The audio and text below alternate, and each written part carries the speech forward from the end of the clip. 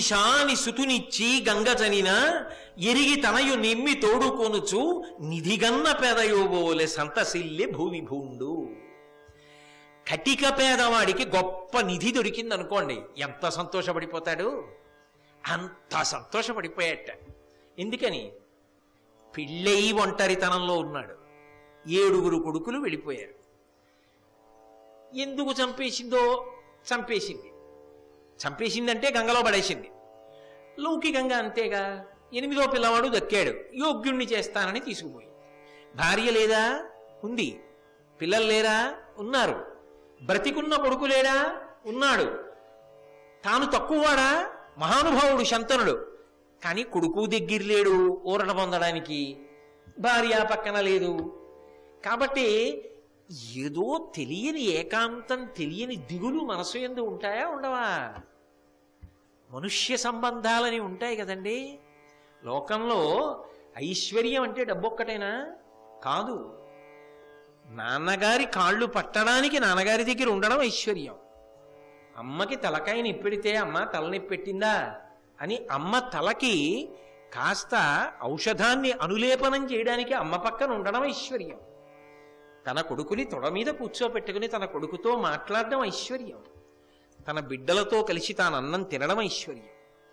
పకపకా నవ్వుకుంటూ అందరూ కలిసి సంతోషంగా మాట్లాడుకోవడం ఐశ్వర్యం.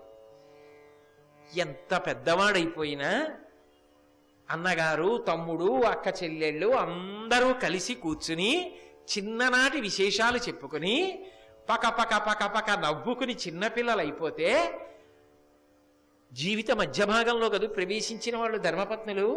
బాబోయ్, ఆ అన్నయ్య, తమ్ముడు, ఆ అక్క చెల్లెళ్ళు కలిశారంటే ఇంక ఏమిటో అలా తలుచుకుని పక నవ్వుకుంటూ పిల్లలైపోయి అసలు వీళ్ళు ఇంత గౌరవాలు పొందిన వాళ్ళ అని అనుకునేటట్టుగా అయిపోతారని, ఇంకా చాలండి నవ్వులు, మీరు పక్కిళ్ళ వాళ్ళు కూడా తెల్లబోతారు, ఏమిటి ఆయన ఇవాళ ఇలా నవ్వుతున్నాడని, రండి భోజనానికి అని పిలిచేటట్టుగా ఆనందపడిపోవడం ఐశ్వర్యం కాదు? తమ్ముడి పిల్లలతోటి, తన పిల్లలతోటి, మనవలతోటి కలిసి తాతగారు బ్యాటట్టుకుని క్రికెట్ ఆడడం ఐశ్వర్యం కాదు? ఓ రబ్బర్ బంతితో వాళ్ళు ఆడుకుంటుంటే తాను వాళ్ళతో ఆడడం, తాను వాళ్ళకి బంతి వేయడం అదో పెద్ద ఐశ్వర్యం కాదు?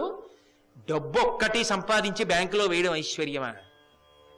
మనిషికి అదొక్కటి ఐశ్వర్యం నా దృష్టిలో కాదు, శాస్త్రం దృష్టిలో కాదు. ధనమగ్నిర్ధనం వాయుర్ధనం సూర్యో ధనం వసు ధనమింద్రో బృహస్పతిర్వరుణం ధనమశ్నుతే. అన్నీ ధనమే. కోయిల పాట వినగలగడం అదృష్టం. రూపాయి ఇచ్చి ఇంత కరివేపాకు కొనుక్కోగలిగిన దేశంలో పుట్టి పెరగడం ఐశ్వర్యం. ఇంత కరివేపాకు కొనుక్కోవడానికి 1000 రూపాయలు ఇచ్చి బతకవలసిన అవసరం కలగడం నా దృష్టిలో దురదృష్టం. అంతకన్నా నేను మాట్లాడకూడదు. కాబట్టి ఇదిగోనయా పిల్లాన్ని ఇచ్చాను అంటే కటిక పేదవాడికి ఐశ్వర్యం పొందినట్టుగా సంతోషించాడండి. మరి ఆనందం కాదు? ఇన్నాళ్ళకి ఏకాంతం తీరింది. ఇంత గొప్ప కొడుకు ఇప్పుడు తీసుకెళ్లి మంత్రులకు, సామంతులకు, దండనాథులకు, ప్రజలకు పరిచయం చేసి వీడు నా కొడుకు అంటే వాడి గుణముల చేత వాడు నిరూపణం చేసుకుంటుంటే, వాడు నడుస్తుంటే, మా అబ్బాయిని తను చూసుకుంటుంటే ఎంత పొంగిపోతాడు. అటువంటి కొడుకుని చూసుకుని మరి శంకర మహారాజు గారు ఆనందపడిపోతున్నాడు అంటే కటిక పేదవాడికి ధనము దొరికినట్టు అని ఉపమానం వేశారు అంటే అందులో ఆశ్చర్యమే ఉంది. సరే, ఇంత గొప్పగా కొడుకు కనబడ్డాడు, చాలా సంతోషంగా కాలం గడిచిపోతోంది. ఆ కొడుకుని చూసుకున్నాడు. ఇంతకన్నా యోగ్యత కలిగిన కొడుకు ఎక్కడ దొరుకుతాడు? అందుకు నా కొడుక్కి యవరాజ్య పట్టాభిషేకం చేశాడు. ఎలాగో తన పెద్ద భార్య గంగమ్మ, ఆ పెద్ద భార్యకి పుట్టినటువంటి వాడు కాబట్టి అధికారానికి అర్హుడు, పరమ శాస్త్రపారంగతుడు, అన్నీ తెలిసున్నవాడు, పరమయోగ్యుడు. అందుకని యవరాజ్య పట్టాభిషేకం చేశాడు. దేవవ్రతుడు, అప్పటికి ఆయన పేరు అంతే, గంగమ్మ పెట్టిన పేరు దేవవ్రతుడు. ఆ దేవవ్రతుడికి యవరాజ్య పట్టాభిషేకం చేశాడు. సంతోషంగా కాలం గడిచిపోతోంది. కానీ శంకర మహారాజు గారు మనసులో దిగులు పొందాడు. భార్య లేక అందామా? భార్య ఉంది, గంగమ్మ పెళ్లి చేసుకున్నాడుగా. పక్కనే ఉందా భార్య? లేదు. భార్య ఉంది కానీ బిడ్డలు లేరా? కొడుకున్నాడు. కాబట్టి నిజంగా మాట్లాడితే ఇంకా భార్య పక్కనే ఉండవలసిన అవసరం ఉందా? త్యాగాయ సమృతార్థానాం సత్యాయ మిసభాషిణాం యశసే విజిగీషూణాం ప్రజాయై గృహమేధినాం. కాబట్టి సంతోషంగా కాలం గడిపేస్తున్నాడు. కానీ కాలం అన్నది ఒకటి ఉంటుంది కదూ. అందున భీష్ముడి జీవితం అలాగే ఎందుకు ఉండిపోతుంది? ఎన్ని మలుపులు తిరగాలో అన్ని మలుపులు తిరగకపోతే, అన్ని ఉత్థాన పతనాలు చూసి ఉంచుకోకపోతే మనని అందరినీ ప్రభావితం చెయ్యగలిగిన మహాపురుషుడు ఎందుకు అవుతాడు? ఒకనాడు శంతన మహారాజు గారు యమునా నది ఒడ్డుకి వెళ్ళాడు. అక్కడ ఏదో వేటాడాడు. వేటాడితే ఆయన పంచేంద్రియములలో ఆయన యొక్క నాసికాస్థానములకు అంటే ముక్కుకి గొప్ప శాంతి కలిగేటట్టుగా, ఆకర్షణ పొందేటట్టుగా ఒక సువాసన గోచరించింది. అంతఃపురాల్లో పరిమళ ద్రవ్యాలు ఉండవండి, వాళ్ళకి తెలియని పరిమళ ద్రవ్యాల. కానీ అంతటి మహానుభావుడు, అంతటి శంతన మహారాజు గారికే ఏమిట్రా ఈ దివ్య పరిమళం, ఎక్కడి నుంచి వస్తోంది అని అనిపించేటటువంటి దివ్య పరిమళం ఆయన యొక్క నాసాపుటములను మనసుని ఆకర్షించే, నాసికాస్థానములకు అంటే ముక్కుకి గొప్ప శాంతి కలిగేటట్టుగా, ఆకర్షణ పొందేటట్టుగా ఒక సువాసన గోచరించింది. అంతఃపురాల్లో పరిమళ ద్రవ్యాలు ఉండవండి, వాళ్ళకి తెలియని పరిమళ ద్రవ్యాల. కానీ అంతటి మహానుభావుడు, అంతటి శంతన మహారాజు గారికే ఏమిట్రా ఈ దివ్య పరిమళం, ఎక్కడి నుంచి వస్తోంది అని అనిపించేటటువంటి దివ్య పరిమళం ఆయన యొక్క నాసాపుటములను మనసుని ఆకర్షించే. ఇప్పుడు ఆ వాసన ఏమిటో వెతుక్కుంటూ అది ఎటొస్తోందో అటువైపుగా బయలుదేరి వెళ్ళాడు. అక్కడ యమునా నదిలో పడవ నడుపుతూ ఒక స్త్రీ ఆయనకు కనపడింది. ఆమె యోజనగంధి. ఎవరా యోజనగంధి? మత్స్యగంధి. పరాశర మహర్షి యొక్క అనుగ్రహం చేత యోజనగంధిగా మారింది. ఆమె శరీరంలోంచి అంత దివ్య పరిమళం వస్తుంది. ఆమె పడవ నడుపుతోంది. ఈయన ఆమె దగ్గరికి వెళ్ళాడు. ఆమె యందు అనురక్తుడయ్యాడు. అనురక్తుడై ఆమెని పలకరించి ఒక మాట అడిగాడు. ఇంత అందచందములతో ఉన్నావు, నీ గురించి నేను ఇతపూర్వమే విన్నాను. నువ్వు ఒక్కతవే ఈ యమునా నదిలో పడవ నడుపుతూ ఎందుకు ఇలా కాలక్షేపం చేస్తున్నావు? ఎవరు నువ్వు అని అడిగాడు. ఆమె అంది, నేను దాశరాజు అనబడేటటువంటి ఈ బెస్త కుటుంబానికి చెందినటువంటి రాజు యొక్క కుమార్తెని. నా తండ్రి నన్ను ఈ కార్యాన్ని చెయ్యమని నిమంత్రణం చేశాడు. అందుచేత నాకు ఇది ధర్మం. నేను యమునా నదిలో పడవ నడుపుతూ ఈ నదిని దాటే వాళ్ళని పడవలో ఎక్కించుకుని దాటిస్తూ ఉంటాను. ఇది నా యొక్క ధర్మం. ఆయన అన్నాడు, నేను నిన్ను భార్యగా స్వీకరించాలనుకుంటున్నాను. ఇది నీకు తగినటువంటి కార్యం కాదు. ఇంత సౌందర్యవతివి నువ్వు ఈ యమునా నదిలో పడవ నడపడమా? ఎవరో ఒడ్డుకి చేరవలసిన వాళ్ళని చేర్చడమా? కాదు, నాకు భార్యవి కావాలి. కాబట్టి నీవు నా భార్యాస్థానాన్ని అలంకరించమన్నాడు. ఆమె అంది, నేను ఒక తండ్రి యొక్క కుమార్తెను, స్వతంత్రించి నేను ఎలా నిర్ణయం చేస్తాను? నన్ను నీ భార్యని చేసుకోవాలి అంటే నువ్వు నా తండ్రిని అడిగి నన్ను పొందాలి భార్యగా. కాబట్టి నా తండ్రిని అడుగు. ఆయన ఎంత ధర్మమునందు అనురక్తి కలిగిన వాడు. ఆయన తలుచుకుంటే రాక్షస వివాహంలో తీసుకుపోవచ్చు. ఇందిగా క్షత్రియులకి రాక్షస వివాహం ఉంది. కానీ ఆయన అలా చెయ్యలేదు. ఆయన ఆ పిల్ల యొక్క తండ్రి దాశరాజు దగ్గరికి వెళ్ళాడు. ఆ పిల్ల తండ్రి దాశరాజు దగ్గరికి వెళ్ళి, నీ కుమార్తె సత్యవతి, అదే యోజనగంధి, ఆమెని వివాహం చేసుకోవాలనుకుంటున్నాను. ఆమెని నాకు ఇచ్చి వివాహం చెయ్యడానికి నీకేమైనా అభ్యంతరం ఉందా అని అడిగాడు. అడిగితే ఆయన ఒక విచిత్రమైనటువంటి మాట అన్నాడు. అసలు మహారాజా, లోకంలో ఒక విషయం ఉంది. పుట్టినప్పుడ కన్యక బోలునట్టి వరుణకిచ్చుట ఇదిలో ఒక వర్తనంబు. వసుమతీనాథ నీ ఎట్టి వరుణకిచ్చి ధన్యులము కామే ఈ కన్య తద్దపేర్మి. లోకంలో కడుపున పుట్టినప్పుడు ఆడపిల్లని ఆడపిల్ల ఆడపిల్ల అని పిలుస్తూ ఉంటారు. ఆడపిల్ల అని ఎందుకు పిలుస్తారు అంటే ఆమె లక్ష్మీదేవి. కాబట్టి ఆమె ఎప్పుడు ఎవరిని వెతుక్కుంటుంది? నారాయణుణ్ణి వెతుక్కుంటుంది. నిత్యానపాయని, ఆయనని విడిచిపెట్టి ఆమె ఉండదు. కాబట్టి ఆయన దగ్గరకి వెళ్ళిపోతే ఆమె సంతోషాన్ని పొందుతుంది, నా జీవితం సార్థక్యం పొందుతుంది. ఆయనకి ఇల్లాలిని అని సంతృప్తి పొందుతుంది. కాబట్టి ఏ తండ్రి అయినా ఆడపిల్ల పుట్టినప్పటి నుంచి ఏం ఆలోచిస్తాడు? ఆడపిల్ల పుట్టిందని ఆలోచించాడు. ఈ పిల్లకి వరుడు కూడా ఎక్కడో ముందే పుట్టుంటాడు, ఇప్పుడు వాణ్ణి నేను అన్వేషించాలి.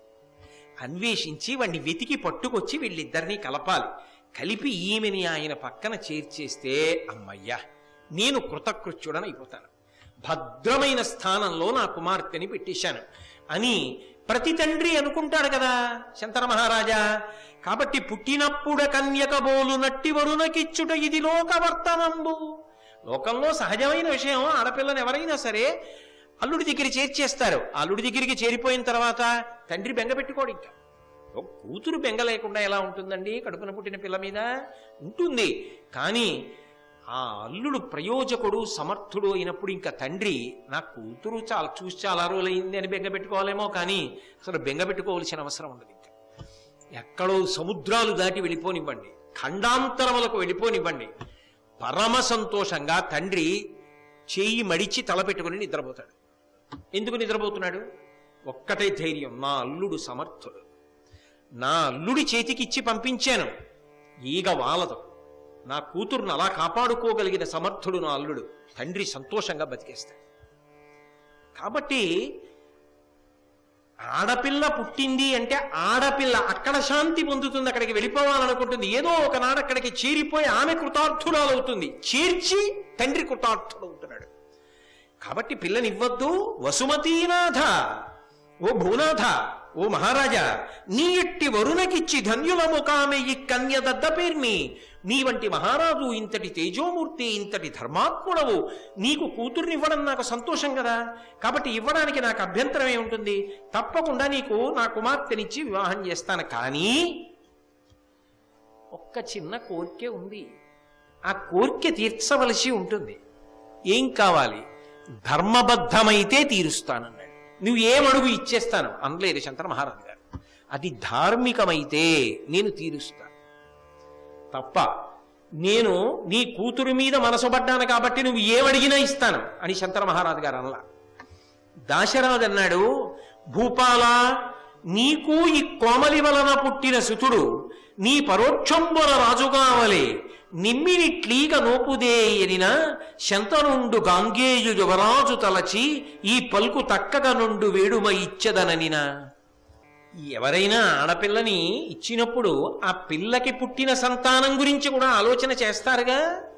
శంకర మహారాజా, నీకు నా కుమార్తె అయినటువంటి యోజన గంధినిచ్చి వివాహం చేస్తా, నీకు ఆమె యందు జన్మించినటువంటి పుత్రుడు ఎవరుంటాడో అతనికి నువ్వు యవరాజ్య పట్టాభిషేకం చెయ్యాలి, నీకు ఉత్తరాధికారి కావాలి, రాజ్యం అతనికి చెందాలి. అలా మాట ఇవ్వగలవా?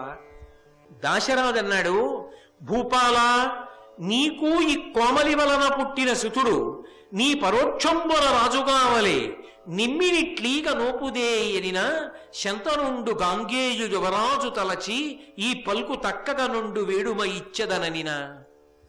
ఎవరైనా ఆడపిల్లని ఇచ్చినప్పుడు ఆ పిల్లకి పుట్టిన సంతానం గురించి కూడా ఆలోచన చేస్తారుగా.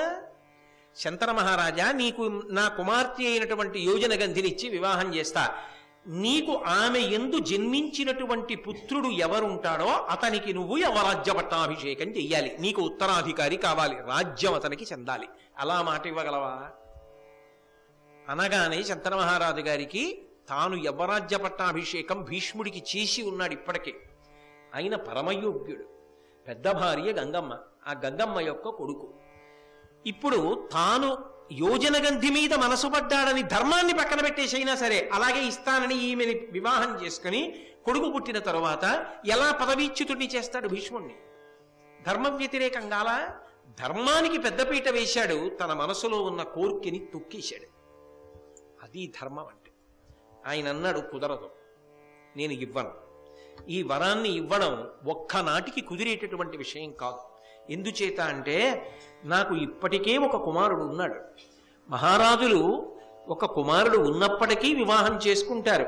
దక్షిణ నాయకత్వం రాజులకు అలవాటు. కాబట్టి నాకు వివాహం చేసుకోవాలనేటటువంటి సంకల్పం కలగడం దోషం కాదు, నీ కుమార్తెని వివాహం చేసుకోవాలనేటటువంటి కోరిక కలగడం దోషం కాదు. కానీ నువ్వు అడిగిన కోరిక ఉందే, అది దోషభూయిష్టం. నా పెద్ద కుమారుణ్ణి యవరాజ్య పట్టాభిషిక్తుణ్ణి చేసిన తరువాత ఇప్పుడు నీ కుమార్తె వలన కలిగిన సంతానానికి పట్టాభిషేకం చెయ్యడం సాధ్యం కాదు అని వెళ్ళిపోయాడు. అంతఃపురానికి వెళ్ళిపోయాడు. ప్రశాంతంగా కూర్చోవాలనుకున్నాడు, కానీ మనసు ప్రశాంతంగా లేదు. ఇప్పుడు ఆయన మనసు సత్యవతీదేవి యందు అనురక్తమైంది. ఆమెయే జ్ఞాపకానికి వస్తోంది. ఆమెని భార్యగా పొందాలనుకున్నాడు. అయితే ఇక్కడ మీకు అనుమానం వస్తుంది, నాకు తెలుసు. ఏమండి, భీష్ముడికి యవరాజ్య పట్టాభిషేకం చేశాడు కదా, అంటే యవ్వనంలోకి వచ్చిన వాడేగా భీష్ముడు. ఇంట్లో కొడుకు పెళ్ళిడికి వచ్చేసాడా?